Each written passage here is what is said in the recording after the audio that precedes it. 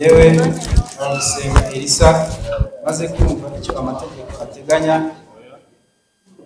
maze kumva icyo amategeko ategeka abashyingiranywe, nemeye nta gahato ko wowe Murekatete Merida umbera umugore, tukazabana uko twabyiyemeje kandi dukurikije uko amategeko ya Repubulika y'u Rwanda abiteganya.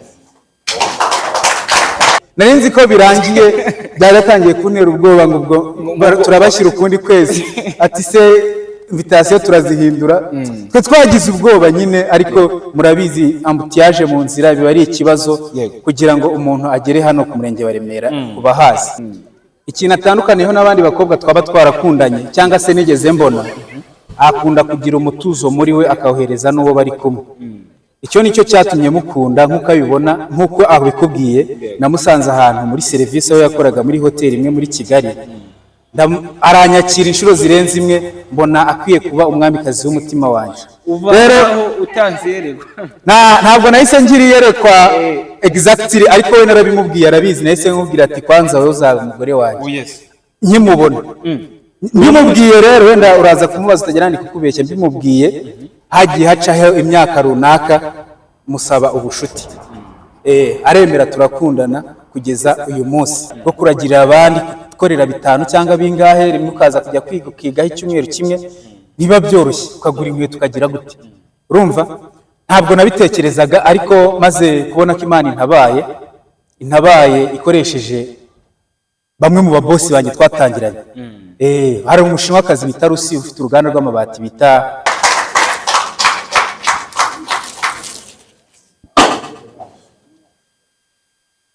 mufashe cyangwa mushyirana ku meza. yewe Merida maze kumva icyo amategeko ategeka abashyingiranywe, nemeye nta gahato ko wowe Abagusenga Elisa umbera umugabo, tukazabana uko twabyiyemeje kandi tukabana kandi dukurikije uko amategeko ya Repubulika y'u Rwanda abiteganya.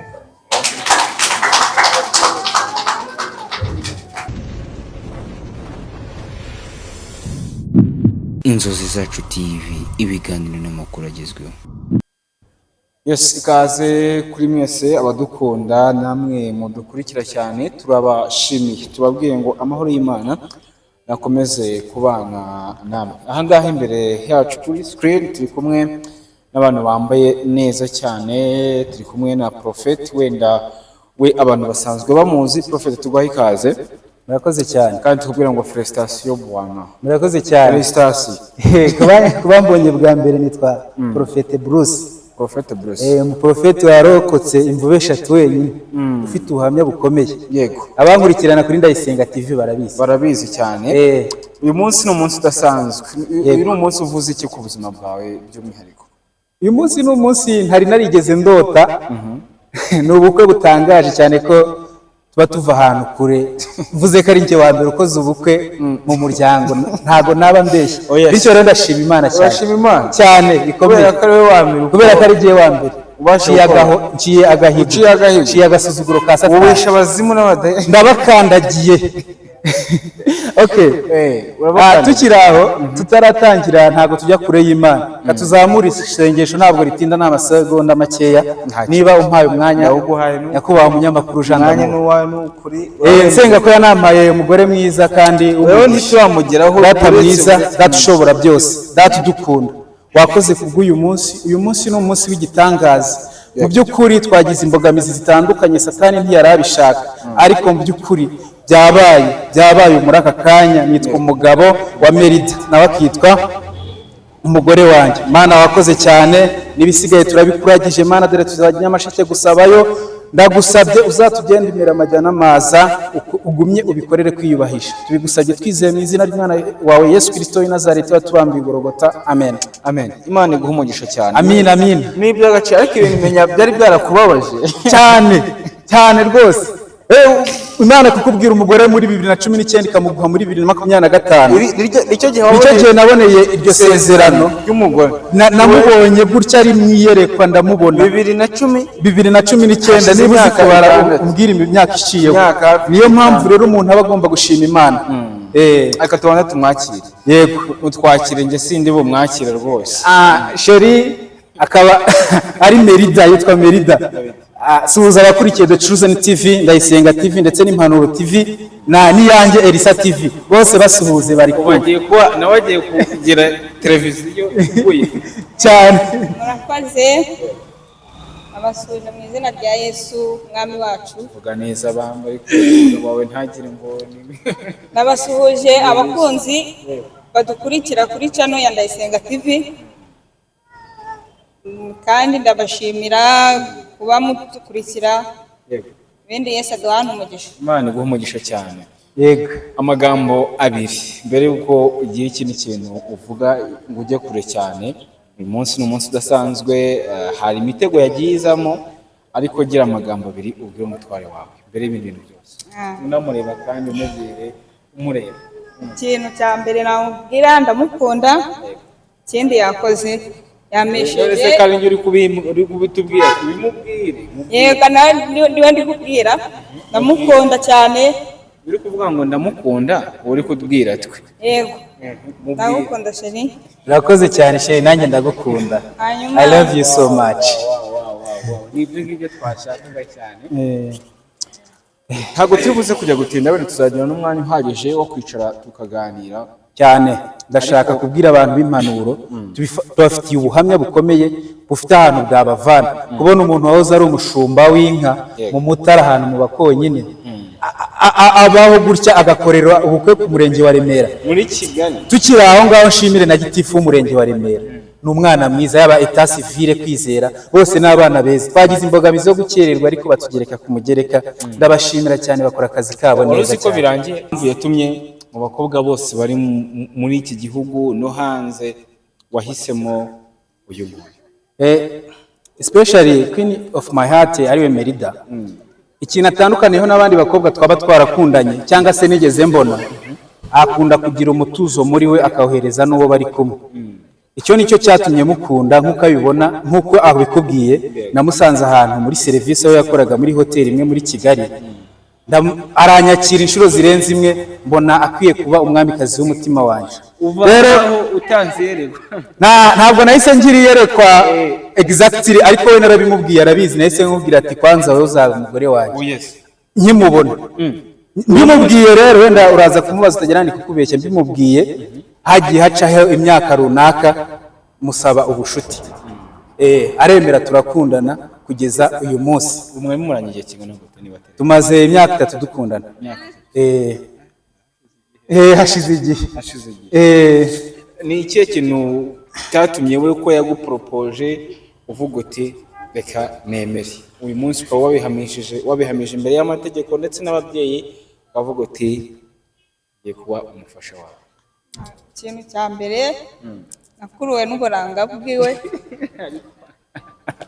ni mwiza disi yego ikindi ni boga cyane ikindi aritonda pe nawe ni umuntu ucisha makeya nyine ntabwo agira ibintu birebire ubwo ari munini ntabwo n'umutwe ari hanini ntabwo akoresha imbaraga aritonda rwose numva ari ibyo ngibyo byabasha kunkurura kuri we gahunda y'ubukwe ipanze iti numvise mu kanya usenga uvuga ati Nyamasheke kandi numva rutemikere zacu kuzajya hana ni hatari ndagukunda cyane Jean d'Amour umunyamakuru ubaza neza cyane gahunda y'ubukwe kugeza ubu ni step ya mbere duteye ariko kuri 22 dufite kujya Nyamasheke gusaba no gukwa ubwo rero dukeneye inkunga y'amasengesho inkunga yo ku mufuka ndetse sinatinya kuvuga ko no kuduherekeza bagomba kuduherekeza tubafitiye byinshi ntago n'umwe umwanya ndaza gushimira kugeza ubu abantu bakomeje kugira mu ruhare mu bukwe bwacu namwe murimo nk'impanuro ngira ngo nahita nakomerezaho nta kibazo ngiye nkora mu bikoresho by'ubwubatsi nkora mu ruganda rw'amabati ndashimira rwitwa Golden Sun. Golden Sun. Abo ni abafatanyabikorwa bagize uruhare rukomeye cyane. Uruhare ruziguye. Golden Sun ndayishimira cyane, yamfashije, yaba bosi yaba abakozi dukorana bose bakoze cyane. Ndashimira Alpha Choice, uruganda rw'amafi. Ndamubwiye ko maze imyaka 3 kuvana nava kureba uyu mukobwa, mperuka kugura ifi njya kwigura muri hoteli yakoreraga, ariko ubusingura ifi njya kwireba muri Alpha Choice. Bagira amafi meza rero cyane. Ndagira ngo abantu bakurikira impanuro cyangwa se Ndayisenga TV bajye baza hano muri economic zone, yaba ifi y'ibihumbi ikiro kuhera ku 2500 barayafite, sibyo? Yafi kuri 20 hari abayigurisha 8 ukagira mu rugo kayitunganyiriza, sibyo? Ubwo se hariho discount ishoboka. Yego, ndashimira na comptable wabo. Comptable wabo Claude, ndagushimira cyane. Hanyuma ndashimira abantu bagize inganda zagize muntuze uruhare rutaziguye. Ashimira Royal Fix amabati baramfashije, ashimira Torirwa nayikora imisumari n'ibijyanye n'amabati. N'abantu b'ingenzi cyane. Kurumva ibisenge. ushaka amabati cyangwa se ushaka no kuntwerera ureba impanuro kugira ngo tuzanakomezanye, nabaha telefone zanjye nta kibazo. Cyangwa se ushaka no kumufite ibibazo nka gusengera, ngira impano yo gusengera abantu cyane, ko ndi profete nderekwa kandi herekwe ibintu bizaba. Urumva nimero yanjye ni 0783 25 86 5. Yisubirebo 0783 25 86 5. Iyo nimero iba kuri WhatsApp. Umuntu ufite ibipimo by'inzu ye yayinyoherereza, nkamubarira nkamuhana n'amabati atire wagera ku ruganda. Ni delivery nta kintu yishyura iwacu. Free delivery. Mu mezi ndaza kubaha command. Mezi make. Wari uzi ko ahubwo Imana igiye kuguhinza mu myaka itarenze 2. Imibiri kari myinshi. Kwanza umva. Fata ikintu cyawe. Fata ikintu cyawe, Imana iguhaye inzu kandi y'umugisha. Nuko Jean d'Amour. Yego. Ni urugendo rukomeye, ariko se wari ugeze mu myaka ngahe? Yewe navutse 95. Nzuzuza imyaka 30 kwakira ku itariki 3. 30. Nzuza 30. Navutse 95, ariko tutikiraho hari umuntu watwishyuriye wagize uruhare mu rukomeye cyane, yayishyura abakameramani ni wo bita Choyima cyangwa se Charlotte. Abakoresha TikTok baramuzi, ni umumama uba muri Canada, akaba ari uwacu Burasirazuba. Charlotte kuri Charlotte, uri ku mutima wacu na madamu wanjye, nawe arakuzi, aragukunda cyane. Sibora ubabora bamubwiye agiye umwatabana. Ati unabura wazi. Yes, urumva inshuti zanyuma ngo bakoze urugendo rwari rurerure cyane kuri wowe ku myaka 30. Hari benshi bigenda gutya na gutya. Nuko ni ikihe kintu cyatumye ugeze imyaka yose? Aba ari ikintu njye nari narishyizemo, nubwo wenda kibaye mbere itaranagera, ariko nari navuze ko ntazakora ubukwe imyaka 30 ataragera. None numvaga aribwo naba maze gukora ibyo ngomba ababyeyi. Nkuko nabikubwiye, tuba twaravukiye mu miryango y'abakene, kubakira ababyeyi kugira gute, kugira ngo ibyo byose ubanze ubive muzingo no gushaka icyo bita ikofi. Kofa hana ariko yarahari, wumvisha inganda zose. Ikofi iraza kuza, ntabwo iraza neza, ahubwo biru biraza kuza, kandi byose ni Imana. Buriya usenga nta kintu Imana ikwima. Ibintu warabitekerezaga mu buto bwawe, mu buzima bwawe, ishusho y'uyu munsi warayitekereza? Biba bigoye ukurikije ubuzima nanyuzemo, nzababwira bwo kuragirira abandi, gukorera 5 cyangwa bingahe, rimwe ukaza kujya kwigaho icyumweru kimwe, biba byoroshye, ukagura inkweto ukagira gute. Urumva ntabwo nabitekerezaga, ariko maze kubona ko Imana intabaye ikoresheje bamwe mu babosi banjye twatangiranye.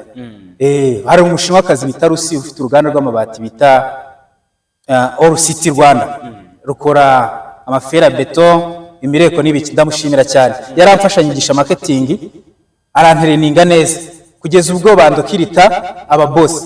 nkajya kubakorera. Ndamushimira nkashimira n'abamanagers be ba Kanoni ba Jimmy bagiye badutereninga. Abo rero iyo batangiye ubuzima ukabona utangiye gukorera ibihumbi 100 wakoreraga 50 ukagera kuri 300, abo ngabo nabo gushimirwa cyane. Nabo gushimirwa rwose. Yego, ntabwo nshaka kugira ngo tuze gutinda dore n'umugeni ndabona hari akantu tarabanza kugira ngo wese kwicara tuze kuganira. Yego kugira ngo ibintu byose bize kugenda neza cyane. Ariko reka ngire utubazo duke cyane bazo umugeni uritonda. Yego, uritonda cyane.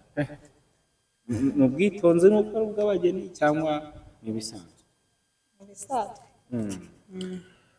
Ariko biragaragara ko ukiri muto cyane niba atari amaso yanjye, ariko hari inzozi wagiraga mu buzima cyangwa se mu buto bwawe zo kuzabona umugabo.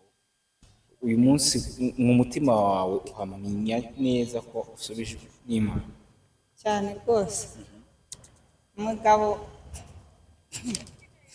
Umugabo tugiye kubana cyangwa se tubana niwe nifuzaga pe. Imana yasubije kwifuza kwanjye n'intekerezo zanjye zahahise nkiri umwana. ubona neza ko ni match cyane pe. umugabo wawe ajya gusenga? N'itegeko arabikora cyane. Wemera amavuta ye? Yego. Ariko erisa kutaba pasiteri? Oya, ntago ariwe muhamagaro wanjye. Mfite abapasiteri mu by'umwuka nanjye. Pastor John niwe pasiteri wanjye. Yego. Unkurikirana mu bintu bya buri munsi. Nasanze rero profeti. Umuhamagaro wawe ni kuba profeti? Ndi umuhanuzi.